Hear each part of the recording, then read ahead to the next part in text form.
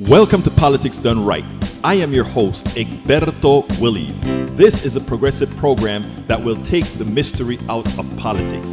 This is the program that will encourage you to make sure government becomes we the people.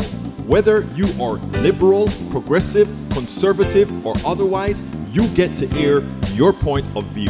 We are an independent media outlet that, unlike mainstream media beholden to corporations, we only owe allegiance to you. Remember, you can also send me a tweet at EGBERTOWILLIES. That is at Egberto Willies. Let us engage. It is Politics Done Right. Well, folks, welcome to one more edition of Politics Done Right. I'm Egberto Willies, your host. Thank you so kindly for being part of the show. We are going to have a great show for you today. I have a hell of an interview that I did with a TikToker that I really respect and like because of the way she does her history, the way she does her TikToking that you guys are going to get a taste of later. Let's welcome everybody into the house. First of all, welcome aboard Patrick Magner from Houston, Texas, AVQ from Brooklyn, New York. That's El Señor Michael Rudnin. We have Yvette Avery Herod from Atlanta, Georgia. We also have Melody Keelan from Barcelona, Spain. We also have in the house Bridge MCP from Binghamton, New York. And we have Bruce Pollard from Kingwood, Texas. We have Eric Hayes from Atascocita, Kingwood, Texas. We have in the house Gene Deigel from Alvin, Texas. He says, hello, PDR Posse, and Joanne from Los Angeles, California. We have E2247 from all over the place. Paul Fleming in from Powder Springs, Georgia. Lee the Bearcat from Austin, Texas.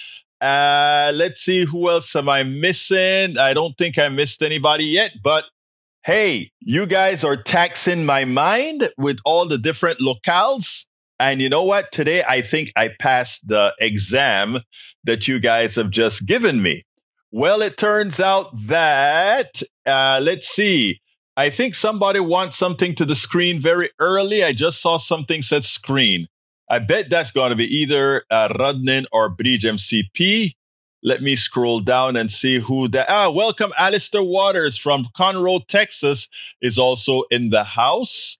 Paul shared one of yours too. Blue Sky. Thank you, Paul. Let's see what it is that you shared to Blue Sky, Paul. Let's see. Oh, yeah. Doomerism. I like that. What is that one? Tell me you've never protest rally. Is that the one you're talking about? Anyway, continuing. I saw something for the screen. Para ver, let's see. Joanne says AP 5.0 grade on mine. Thank you for that great score. In the comments, Egberto. Okay, I will look for it, Brother Rudnin. I saw something for the screen, something to share for the screen. I'm looking for it because I think it was from Bridge, and I don't want to get Bridge on getting on my case for not putting it on the screen. You know, Bridge has a way she'll let you have it if you don't put her stuff on the screen. All right, Bridge, you win. It's on the screen. How can a population be convinced a lie is the truth? All right, here we go. This is a good meme from Bridge MCP, source National Literacy Institute. 21% of Americans are illiterate. That's 52 million adults. That's a shame. 54% of Americans can't read beyond the level of an 11-year-old. That's 141 million adults. 57% of Americans have no education past high school. America ranks 36th in the world for literacy levels. White U.S.-born adults are the largest group with low literacy. You know, that is a shame, but some of what we talk about with our guest speaker today is going to cover some of that in a way. So we'll talk about that. All right, continuing. Let's see what else we got. Lee McCrae from Willis, Texas. Welcome to Politics Done Right. I think this is the first time I'm calling your name out, right? but thank you so kindly for being here. We also have AVQ says, I accidentally shared it to the wrong spot, but oh well, that's okay. That's okay. We are all forgiven. All right, Egberto, please read and screen How to Convince People Lie is the Truth. Isn't that the one I just did? Let me make sure. Yep, that's the one I just did. All right, continuing, we've got Jessica Kuzman. I'm here. Jessica Kuzman, where are you from? And did I say your last name correctly? Jessica Kuzman. I like that name. Kuzman. Did I say that right? Welcome to Politics Done Right. What city and state are you from, Jessica? All right, let's see what else have we got here. Jessica says, hello, community. Who else have we got here coming in? Let me see. E2247 says, according to the DHS notice, Jessica Kusman is from Conroe as well. Conroe, Texas. Okay, I'm going to have to remember Jessica from Conroe, Texas. Tim Danahy is in the house. We need a Department of Education, but its function should be changed radically. What would you like the function to be, Tim? Please feel free to call in at 281-823-7747. In fact, anybody wants to call in, let's take 5 minutes worth of calls right now before I get into the a video you are all going to want to stick around to watch. Who wants to call in? 281-823-7747. Alistair Waters says the current administration has just appealed to the Supreme Court to grant his attack on ending birthright citizenship. That is the one that I want to see how that results. I want to see how that results, what the results are going to be for that one.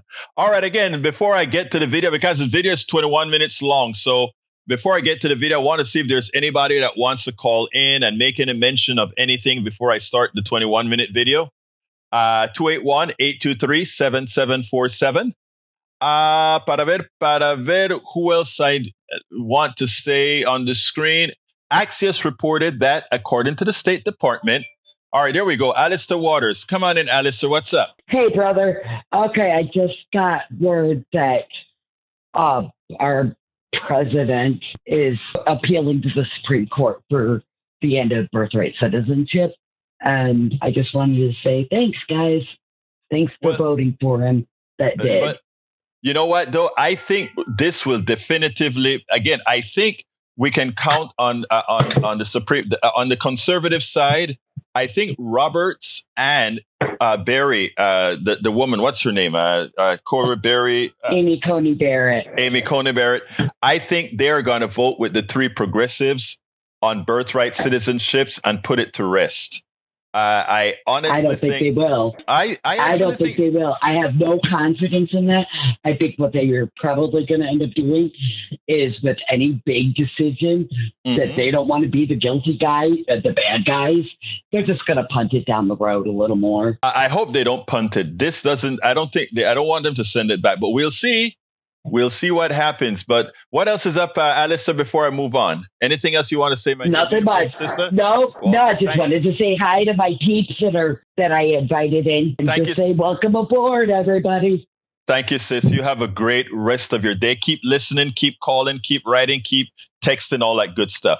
All right, let's go. Alice Allen Dreams from Summerwood, Texas. I got that right, too. And Tim is from Pennsylvania. But Tim, I can't remember the name of your town, but Tim is from Pennsylvania. By the way, Tim is one of our great supporters as well.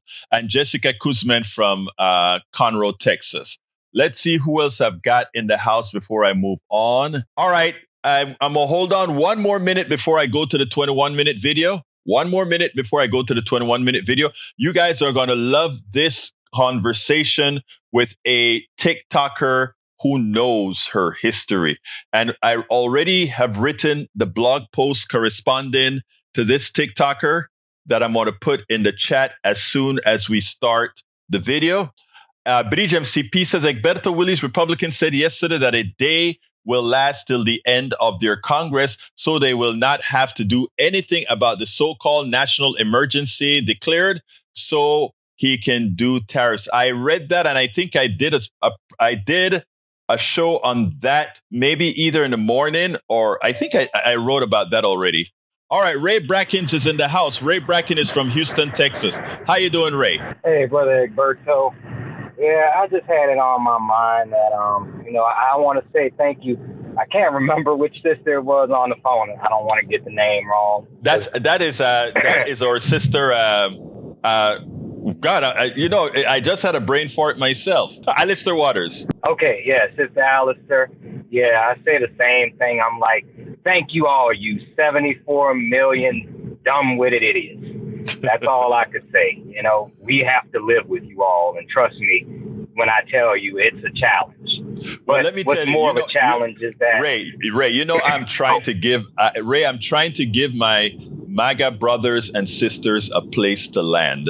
So I leave that up to you for that terminology. But brothers and I love you. I love you, my brother. I love you. But as far as me is concerned, brother MAGAs, there's a place to land. Let's land and work together and get this stuff done. Continue, my brother. Continue. And I want to add, yes, Brother Egberto does not endorse my opinions. These are my opinions, strictly my own. So, he always going to give you a place to land. Me, I'm more like Roland Martin on the subject.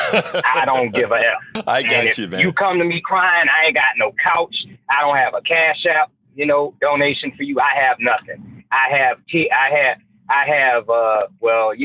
what the saying goes, you want sympathy, look in the dictionary between SHIT and that's where you'll find my sympathy. Got that from Major Payne.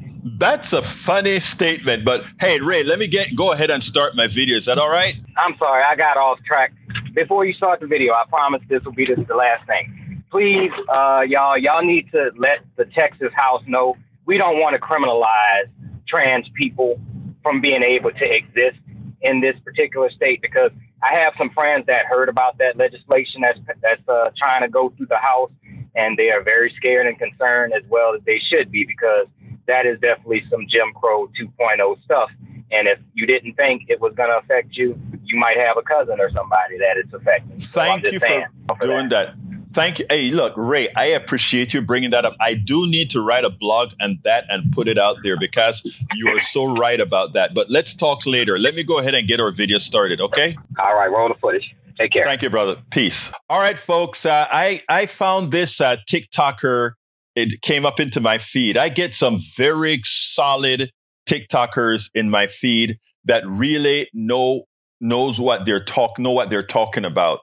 And this sister here is great. I go through her TikToks. I love the way she presents her history. She's an actor as well. She's been in several shows that you guys have seen on TV, and she's now doing a whole lot of TikToks that make sense. I want you to listen to her, and then we'll take it on the other side. Welcome to another edition of Politics Done Right. As you guys know, lately I have been getting a lot of inspiration from TikTok. And what I've done is I've looked at a few people that I've gained a hell of a lot of respect for. Deborah Rain. Deborah Rain is a small town girl turned into big city actor who has traveled around the country doing her craft. She is one of my favorite influencers, specifically on TikTok. Miss Rain is a self-made historian, entertainer, and critical thinker. As such, she must take the blame for the oligarchy's interest in taking down TikTok, books, wokeness, and all the rest. She takes critical thinking to another level. So without further ado, hey, Deborah Rain, welcome to Politics Done Right. Thank you. That might be the most epic introduction I've ever received. Well, it is not only heartfelt, but brain felt, because before I came onto the show, I told you I was looking at some of your other TikToks, the other ones that I hadn't seen. And there's one that you did where you showed historical context that I thought was so, it was amazing. I apologize. I have to ask you, did you come up with that yourself? Because it was so damn good. And folks, by the way, Deborah is not just a history buff. She's entertaining. So it's a TikTok channel that you've got to subscribe to. and listen to. Anyway, Deborah, why don't you tell us a little bit about yourself before we get into the TikToking? Well, as you said, I'm a small town girl born and raised in Lancaster, Pennsylvania, which is sort of middle America, but always had aspirations and dreams of something bigger. So I moved to New York City to pursue my acting dreams. And along the way, just became a citizen of the world, which is what happens when you're exposed to other people, right? When you remove the isolation of a small town and you start meeting other interesting people from around the world, you hopefully absorb some of those sensibilities. And when I was on the national tour of a play, it was called The Olympic Spirit. It was celebrating the accomplishments of Jesse Owens in the Olympics. And, I saw some of the things that were happening in the deep rural parts of this country, and it was concerning. It was deeply, deeply concerning. Well, you told me a story that, what I did is as you were telling the story, I started to smile because I knew exactly where it was going. Why don't you tell us a little bit about what happened with you and Jesse Owens, if you will? So the actor that was playing Jesse Owens was obviously a young Black man. And we were on this national tour of this show, and we hit the deep rural parts of the South. Deep Alabama, Mississippi, Arkansas. And we would, stop along the side of the road at some of these small little local rest stops, not super developed, just kind of local places. And in my naivete, I just walked into the restaurant with my fellow actor and friend Jamal. We just walked in together. And you could hear palpably in this little small town rest stop, the people sit up, and all eyes on a swivel looked over to the front door and watched a young white girl walk in with a young Black man. And that was the only context they had. They didn't know if we were a couple, friends, brother and sister, coworker, nothing else. But just the visual image of us existing and walking in together was enough to ruffle feathers in these small towns, plural. This was not an isolated incident. This happened repeatedly. And Jamal felt it first. He felt the hairs stand on the back of his neck, and he went, "We shouldn't use the restroom here. We don't need to be buying a soda from the vending machine here. It's not worth it. Let's go." He's like, "I'm not trying to get lynched today. Let's go." So we left. We left that place, got back in our van, and drove away. And this was in the early 2000s in the United States. This is not some far-flung black and white page out of a history book. This is my lived experience, and I'm not that old. So that is the current environment in the United States. And most white people particularly don't experience that, have never experienced that. And until you do, I don't think you have a full understanding of what's actually going on in this country. And it is interesting because you were with a group of diverse people that you could actually see it in real time and in action. While most people just talk about it, oh, that doesn't really exist. When we have the Supreme Court justices saying we don't no longer need the voter registration or the affirmative actions or anything like that anymore, because all of that is gone, right? And the thing about it is, unless you are in a diverse environment where you can actually see these things, it is never seen.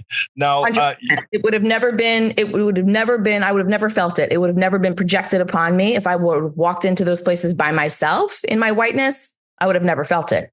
But because of my proximity to a diverse group of people, I was included, and then it was directed towards me, and I felt it palpably.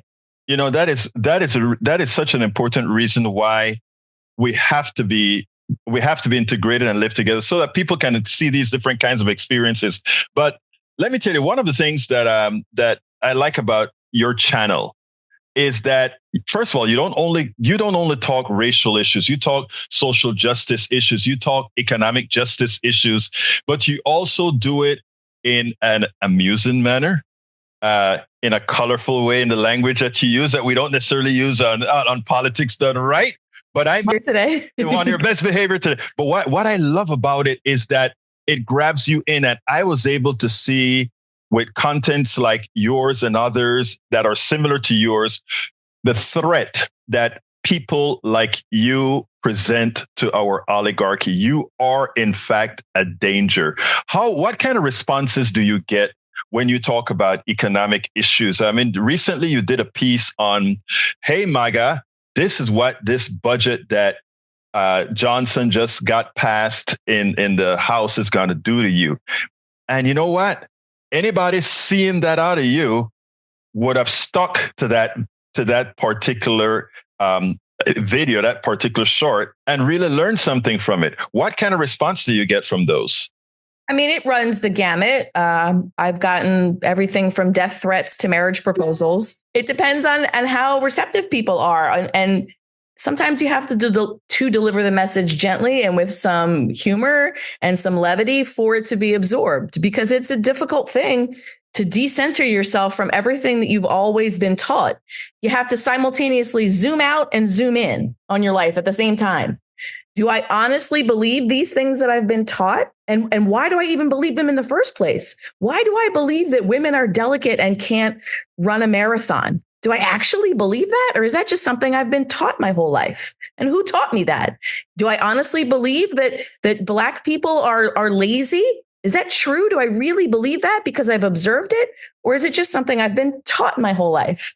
So you have to look inward and really and honestly evaluate your own beliefs, but then also zoom out and go, is that the patriarchy that's been telling me that? Is that white supremacy and racism that's been telling me that? Do I truly believe it? So those are difficult concepts for any of us to endeavor upon. And it's a lifetime endeavor, right? You're always reevaluating. Why do I believe that? Is that something I've been told, or is it something I actually believe? So when we've all been told these lies about particularly our history and where we fit in it, it's hard to come to any sort of authentic, real truth about who we are and who we want to be going forward if all we have ever absorbed and heard is lies. And the piece that I just saw of yours today, and it's an older piece that you did exactly that. You layered history. You layered the history that we were taught and the underlying histories that we weren't necessarily exposed to. And you show how that the dependency on those histories that we were never taught or not taught explicitly, how it actually changed the history in general that we're taught. And I think it is that sort of critical thinking that puts the fear of many that a platform like this, which, I mean, this is not sugarcoating what you do, right? But a lot of what you do is more effective than what folks get at universities. It is clear that you do your homework, but it is clear that you don't do your homework in a manner that actually in the structure that they told you under which to do it. You took it together and said, I am going to add some critical thinking to it. And I think that is what makes your video so impactful. Thank you. Well, I feel like cause and effect is the most important thing when you're talking about history, not memorizing dates, not memorizing names of people who necessarily accomplished or didn't accomplish certain things, but why we were in the position we were in, and then what happened because of the position we were in, and then what happened next. Like that's storytelling in a way. Teaching history is the same as filmmaking and storytelling. Yeah. The other thing I like is, before I go to this, the Prisoners, because you are the one who taught me about the Prisoners, something that I never heard of before. But before I go there, I want to point out that I talk a lot about economic systems and socialism, capitalism, and all the isms.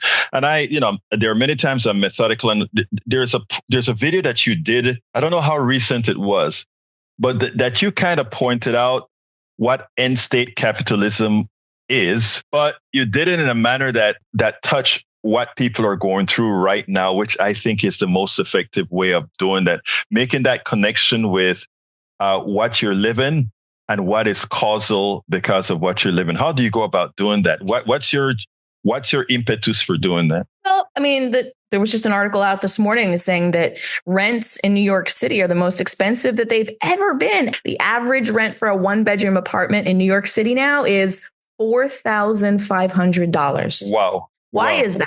Yes, New York City is one of the greatest cities in the world, but it's because nobody can afford to buy houses anymore. So we're all forced to rent. And then you start gathering roommates. So you've got 3 and 4 people living in a 1-bedroom apartment just to get by. That is a product of late stage capitalism. We have enough in this country. We have enough. There's no scarcity. There's plenty of space. There's plenty of food. We just don't want to share it. We just don't want to give it to each other. So that's why we end up with dumpsters full of food in the back of the Panera at the end of the day, because that turkey sandwich expired because no one wanted to give a piece of paper, an imaginary piece of paper or a shiny rock for that turkey sandwich. But you've also got somebody starving to death because they didn't have the right imaginary rock or piece of paper to exchange for that sandwich. Like, it's a crazy system we've created for ourselves. So when people start to really suffer financially, that's when you can start teaching some of these bigger lessons about late stage capitalism and money. What is money? That's man-made. It's all man-made. All this stuff that we're talking about is man-made. Crossing borders, it's man-made. We made that up. That's like not even a real thing. Again, that's deconstructing. I mean, that's maybe a whole nother topic. No, but actually, I think it is so important the way you listed it, because again, think about it. That sandwich, they rather throw it out than actually make it at a price point where a lot of people can actually get it. That dumping of that food ensures that the price, that there's some level of pricing that gives a certain level of profit. It is sad, but that is what we do. Now, or God forbid, give it away. Or give it away. Now, one of the interesting things that I get from your channel as well is, and I don't know what makes you come up with this stuff, but you would just come up with something out of the blue, and it's informational. Then, like, you and I were talking a couple of days ago, and the one thing you said is, "Hey, have you heard about the prisoners?" And I'm like, "Huh?" And it's like, that is something you should know about. I'm like, wow, I didn't know anything about it. And it just shows you how limited our history is. And I'm talking about all of us. The fact that you can come here and say, like, hey, there's this, there's that. And that is what's great about these platforms like TikTok or Instagram, used the right way. We use the collective knowledge of everybody to make our entire knowledge base individually much larger. Tell us a little bit about the prisoners and how did that come about? Well, I'm a huge music fan, music buff. So I've toured the country going to see a variety of different music acts in different places. And I spent some quality time in Nashville, Tennessee. And I did the big museum, which is the Country Music Hall of Fame. And I ended up at this sort of small sub museum called the Songwriters Hall of Fame. And they had all these exhibits. I'm a big nerd, in case you haven't noticed. So I'm at this exhibit and they're talking about Sun Records and all the people that recorded at Sun Records. And of course, they're most known for launching Elvis Presley. And there's this little plaque about this group called the Prisoners and a photograph of 4 Black men in suits walking out of the Tennessee State Penitentiary. And it was an amazing image. I'm like, that really captured my interest. Now I'm down this rabbit hole. So I spent months researching the Prisoners and Johnny Bragg. Johnny Bragg was the lead singer of the Prisoners. He was born blind. His mother died when he was a kid. He was born in Nashville, Tennessee. He got arrested in 1943 when he was 16 years old after a fight with his girlfriend.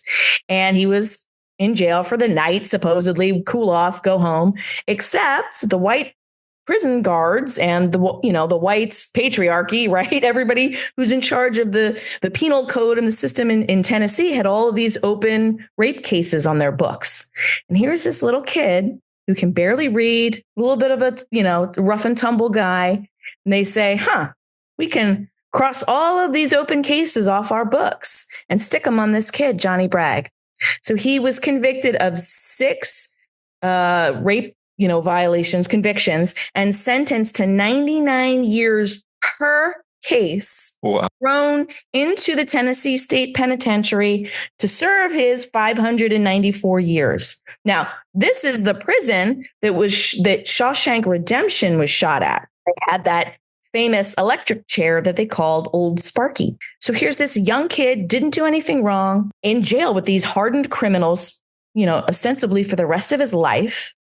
And his job at the prison was to clean up after they had executed a prisoner on death row. So in an attempt to sort of disassociate from this horror that had become his life, he started singing. And the guys on the row on his block would complain about him because he would sing too loud. So he would take a bucket and put it over his head and then he would get like the reverberation and the echo in the bucket. So it sounded really good to him, but nobody else in the prison could hear. He was like literally in his own little world singing. And he formed a little music group called the Prisonaires inside the prison. And then Frank Clement became the governor of Tennessee. This is a whole nother history lesson for another day. And he saw an opportunity to really promote prison reform with this group. So he would allow the Prisonaires to record albums and to leave the prison on day passes, and they would go out and sing at the governor's mansion. They went to Sun Records one day in 1945 and recorded a song. And guess who saw them there that day? Young Elvis Presley.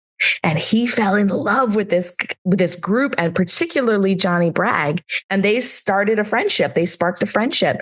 Elvis would go to the Tennessee State Penitentiary in Nashville, and visit Johnny and advocate for him. How can I help you? How can I get you out?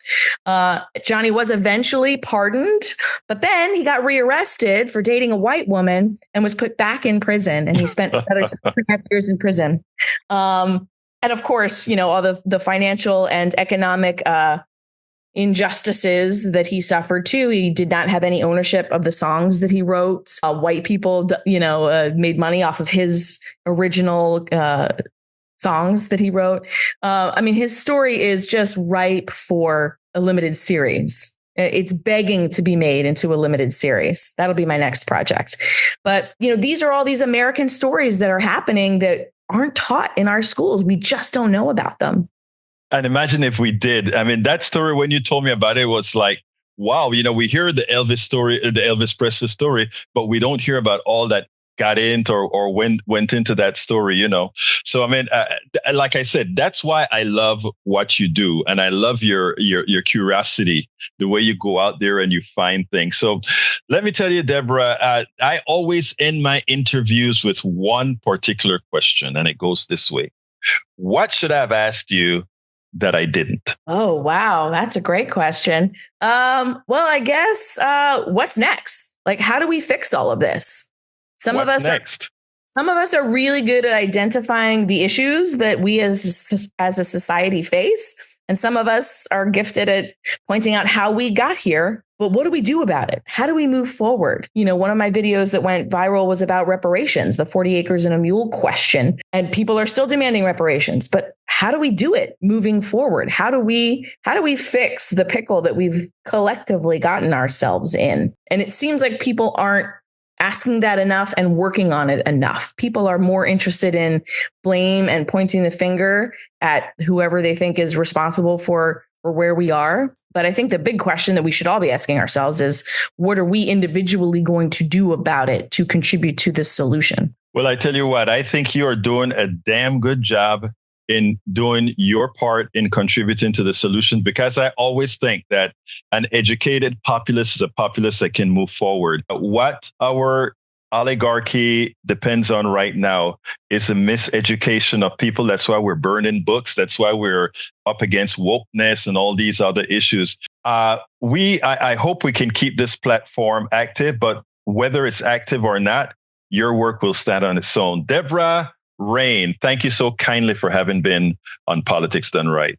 Thank you. Pleasure to be here. Thanks for having me. I really enjoyed that interview because she has the right kind of character. And by the way, folks, in case you want to know, she's actually an actor that appeared in quite a few programs. I just put her IMDb inside of the link that you can check her out. She's played secondary parts, but quite a few parts. Small town girl goes to New York, become an actor, and also now what I would consider a solid influencer. If she was being less fact-based, she would be into the several millions of folks following her. But that she has so much gravitas and has that many followers, I find it outstanding. And by the way, Bridge, she isn't as young as you think. She told me, she said, Egberto, I did what did she say? She said, I promised myself on my 40th birthday, I was going to go, because you heard that she said she loves music. She said, I was going to go to 40 concerts. And I'm like, Wait a minute. You went to 40 concerts in a year? She said, yes. Actually, no. I went to 46 concerts in 1 year. I'm like, my God. I would love to go to 46 concerts in 1 year, but I don't have the time. But yeah, she's not as young as you think. She just has a young face. And in the IMDb, I put some of the movies that she's been in, sitcoms and stuff that she's been in. Anyway, folks, Bruce, yes, I need to write something on end state capitalism. I'm not an expert, so what I would do, I mean, when I say expert, I'm not the technical like Richard Wolff is, but I think Richard Wolff has taught me enough in the stuff that I've followed that I can expand it into doing what engineers do, and that is put it into a form that everybody loves and understand. Thank you, Alistair. Thank you, Kuzman, Yvette, and all of those for liking that interview. I want to address something that our brother had to say, Lee Grant. Lee Grant said, and I really want to address it because I think it is something that she definitely doesn't have. Lee said, Debbie got a big dose of white guilt. There are a lot of people who suffer from white guilt. White guilt is not a solution to the problem. I feel guilty for being white and what white people have done to the indigenous and to black people and to Chinese and all of that. That just feeling bad for what has occurred but not doing anything about it, meaning living your life living your life anyway, is no different than not having any guilt at all. Okay? White guilt is not something. This woman knows who she is, and there's nothing about her who has white guilt. She didn't do a damn thing herself to feel that she should have white guilt. What she is doing is using her platform, and she is using her whiteness to be able to communicate with many folks who think they have white guilt, or many folks who don't have any guilt at all, to say, hey, I don't care about all of that. Here is what we can do to solve the problem. Because this woman understands one thing. She understands intrinsic to her core that racism, there's no race, but still there's racism because of what was instilled in us, that it was but a tool. And that's why if you get into her channel proper, you can see that she doesn't just talk about race. She talks about social justice, economic justice, racial justice, every form of things that the plutocracy, the patriarchy has used to divide us so that select few are the ones who profit. All of you that are listening to me, I don't care your ethnicity, your quote unquote race or whatever, you are just cogs in the game. Nothing more. You are just in the game to enrich a few. And she gets it. And a lot of folks need to do just that and get it. So to my sister, Deborah Rain, I love what you do and thank you for what you do. Let's see. New York City average rent is over $4,000 a month. This is from Michael Rudnin. New York City average rent is over $4,000 per month, but that's skewed by Manhattan average rent of over $5,000 per month. In my own Brooklyn, the average rent is just under $3,000 per month, which is kind of crazy because I don't make that much. The prices are way out of control. Rent control apartments are the only reason why I can still live in New York. I always hear about rent control, Michael. When you talk about rent control, for that $3,000, if you live in that apartment complex that has rent at $3,000, how much would a rent control apartment in that complex go for? I'm curious.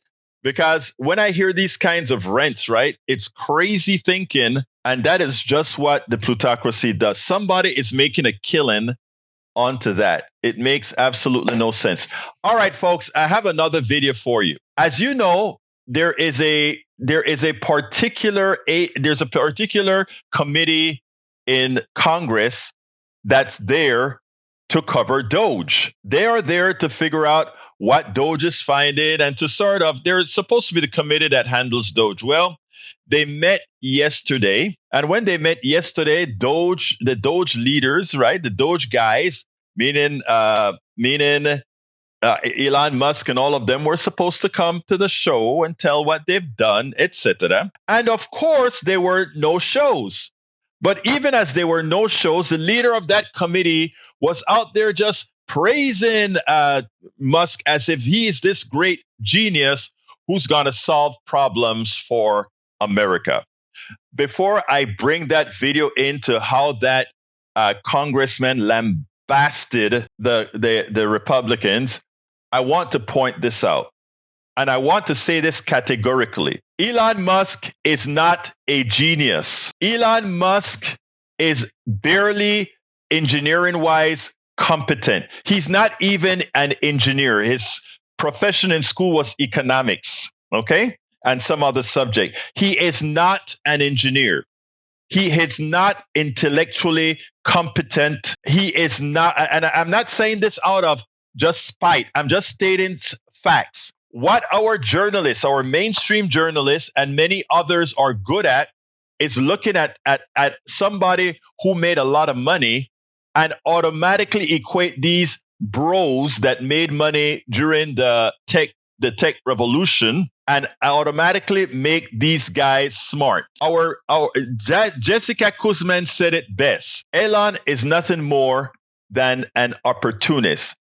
The guy doesn't really know much. Everything from SpaceX to Tesla, that is the intellect of many others, not him. But anyway, he didn't show up to the meeting, and this is what Congressman John Larson thought about it. I want you to listen to this, and then we'll take it on the other side. Men and women on this committee are good people. They're honest and caring people. And that's why I do not understand why you would relegate this committee to no longer being of significance and resort to saying you will do whatever Elon Musk and Donald Trump tell you to do. Where's the independence of the committee? Where's the legislature? We're an equal branch of government. And you start off with a blather, and yet look at the empty seats here. Where's Elon Musk? I'm sure he's a genius and is a very credible person because of the wealth he's accumulated. But that does not put him above the law or the responsibility to come before this committee in this Congress. If he's so great, if these plans and all the fraud and abuse that he found are so evident, why isn't he here explaining it? You know why. Because he's out to privatize Social Security. He's been on television the last couple of days talking exactly about Social Security, Medicare, and Medicaid, and what he intends to do. Privatize it. The American people, some of them may have been born at night, but not last night. People are aware of this. Every single one of your districts. Now you have someone coming in to privatize a system, something you have longed to do going back to 1982, because Elon Musk thinks that this is the best thing to do. President Trump has called Social Security a scam. Elon Musk, as the chairman, as Mr. Neal said, called it a Ponzi scheme. Ask that of the people in your district. Ask that, Mr. Smith, of the more than 198,000 people in your district who rely on Social Security, and you won't even let the person who's planning to privatize it, who's telling the big lie in front of everyone, in bold as he possibly can, saying, this is what we're going to do. The Congress is in our back pocket. We don't even have to come before them and testify because we control the House, we control the Senate, and we control the presidency.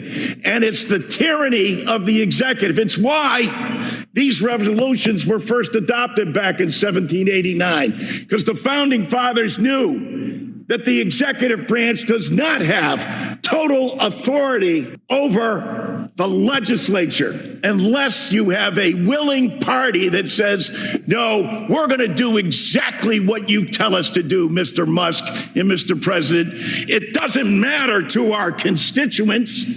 It doesn't matter how much money they are not going to receive. We're not even going to tell them the truth about what's going to happen to them. They administer to over 70 million people in the nation's #1 anti-poverty program for the elderly and children. Shame! Shame! Can't bring people in front of this body? If he's right, if they're so good, if they're so just, why aren't they here telling the American people about it? They're not, because you know the truth. It's about privatization. It is absolutely about privatization. And that is what, look, let me tell you, when we're talking about shutdown and all of that, this is what's supposed to be spoken about day in, day out, day in, day out. When the government is going to shut down on Friday, they better be prepared. Democrats, that is, be prepared to let Americans know we are shut. We are not. The Republicans are shutting down the government for not negotiating a contract with a bill with Democratic input. They want to take your Social Security away. This bill is not a continuing resolution that's clean. This continuing resolution is giving Musk power.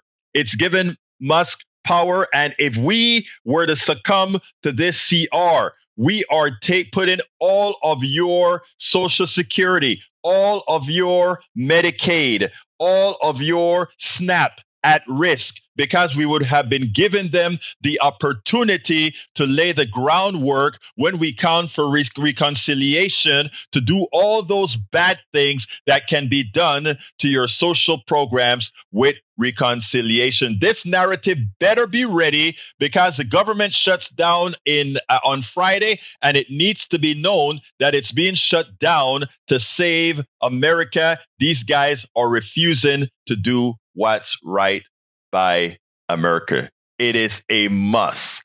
It is a must that people get it right.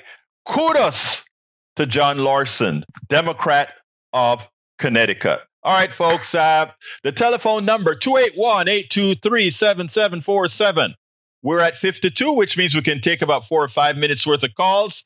281-823-7747. I have no more videos to play, but I have stuff to read if nobody calls. And that is, Paul Fleming says, President Trump is expecting to invoke the Allen Enemies Act, a wartime law that allows the president to detain or deport natives and citizens of an enemy nation in order to carry out mass deportations, according to two officials familiar with the matter. Trump had previously said on the campaign trail that he planned to invoke the act, and hasn't been used since World War II, when it was used to put the Japanese away. And we want to use that. E2247 says, you're being a baby. Mahdi Hassan versus Dan Crenshaw on Doge. Democratic disarray?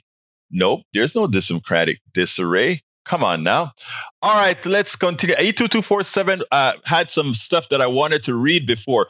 It is that we should all make sure and protest in the proper way for Khalil, who was erased from the streets, just like they did in China, just like they do in China. See, I got that one in, Patrick Magner. Just like China, we are disappearing people off the streets. And it starts with Khalil. Let's see if we have, if I can find that particular post that E2247 post. Hey, E2247, post it again. I got too many things scrolling on and on and on and on. Lee the Bearcat says, why was he yelling and getting so red? Well, I guess it's just how they do sometimes. If I yell, I don't turn red, but what can I say? Okay. The president wanted it and did it. Recording reveals head of Social Security thoughts on Doge, and Trump in a recording obtained by ProPublica acting Social Security Commissioner Leland Dudek portrayed his agency as facing peril while also encouraging patience with the Doge kids. I'm going to have to check that one out. Let's see what the ProPublica thing says. The president wanted it, and I did it. Recording reveals head of Social Security thoughts on Doge. I'm going to check that out. Thank you for passing that along. Let's see what else we got here. Lee the Bearcat says, should we all want peace in Ukraine or any way? No, we shouldn't. You don't want peace if you have to capitulate, because it's not a lasting peace. Jessica Kuzman says, we are not Russia or China, but we are sure acting like it. Lee Grant says, Khalil didn't put his penchant for Hamas and terrorism on his green card application. There's no part, I have filled out an application. There's no part that says you must give all your inner thoughts. Look, there are a lot of Americans who have sympathies for what's occurring in Palestine. Should we all deport those American citizens? I don't think so. Larson is echoing the passion of his constituents, and I applaud him for that, just like my own representative, Al Green. Exactly right, Jay Ray. You're absolutely right on that. Paul Fleming says, if America was built on hard work, why did they need slavery, land theft, and mass incarceration to maintain it? America was built on the hard work of others, not the hard work of those who have the capital. Those who have the capital did little work for the capital, and that goes on. Even today, most of the people at work, they don't earn it. All right, let's see. Alvin, Texas. Who do I have the honor of speaking with? Alvin, Texas, you're on. Okay, can you hear me? Take yourself off mute or give us a call back, Alvin, Texas. All right, give us a call back. Jessica Corrin said, it's awful. Let's see. Colombia losing 400 million will prompt them to comply? I don't think so. Leader Bearcat says, Egberto, you are in favor of warmongers? No, I'm not in favor of any warmonger. I am in favor of not one warmonger. I don't know where you got that from, my dear brother. Okay, let's see what else we've got here. What else have we got here? What else have we got here? Para ver qué tengo que escribir. All right, we're at 3:56. I can take one more call. 281-823-7747. 281-823-7747. Louisiana, you are up. The Republican leader of the House of Representatives in the U.S. This is from Paul Fleming. Mike Johnson is from Louisiana, and the EU wants Louisiana farmers to know that it's his fault, Mike Johnson and Republicans, and can no longer sell their soybeans to Europe. Louisiana farmers normally plant soybeans on nearly 400,000 acres of the state's farmland. Soybeans are turned into feed and other products at factories in the state, which now stands to lose Europe as a customer. Well, I hope they realize who's doing it to them, and I'm pretty sure that Democrats, if they do their jobs right, will make America understand who's causing them pain. And that is what we're here for as well. All right, Patrick Magner is in the house. Patrick, talk to me. Hey, how are you? I'm doing fine, my brother. Talk to me. Yeah, I got a question, something I'm not too sure about. The end of birthright citizenship. My grandparents were born here, my parents were born here, and I was born here. Is there anything besides birthright citizenship that guarantees that I get to stay? You don't have a problem because you were actually born here. You didn't come here on some kind of a magical thing, right? Your parents were born here and you were born here. Now, the problem is for foreigners whose kids were born here. All right. And let me back up. Yeah, foreigners whose kids were born here. That is what Trump is trying to get. Say that a person who's foreign and had kids in the United States, that those kids do not automatically have birthright citizenship. But that can then I can easily see that expanded to somebody like myself. I was born elsewhere and got citizenship. If they are able to say that if Marco Rubio or any Secretary of State can say, well, this person who wasn't born here is a risk to our society, we can revoke what was legally given to him. I can see that affecting me. You follow what I'm saying? Hold 1 second. Let me get Alistair Water in as well.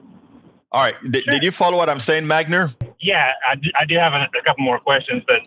No, go ahead, because I'll extend for a minute. Go ahead real quick. Okay, well, what if only one of your parents were born here? Then that doesn't count. That is like Obama, right? Obama's mother And that's why I said the stuff about birther movement, it was ridiculous, and the press was responsible for allowing that or giving it traction, because that's what they were talking about with Obama. That Obama's father wasn't born here, but his mother was a born Kansan, so that didn't matter. So then people that have just one parent that are citizens here, and if they don't like what they're saying, or they just have property that they'd like to seize, then they can just take them. Yeah, but let me give you another. Okay. Yes. Let me give you a caveat. Marco Rubio and Cruz. All right, think about those two. Those two, technically speaking, if birthright citizenship is revoked by the Supreme Court, they could be suspect if they cross Donald Trump. Think about it. Understood. All right, but let's finish this talk tomorrow. So we can get Alistair 30 seconds before I close the show. Okay. Certainly. Thank you, brother. Alistair, right. Talk to me real quick. Real quick, brother. It's inaccurate to say that right now, if birthright citizenship were to be ended, that anybody would be safe if you disagree with Donald Trump and his fascist regime. That's all I'm saying. You're not safe. Absolutely. I thank you so kindly. Alistair, I got to go now.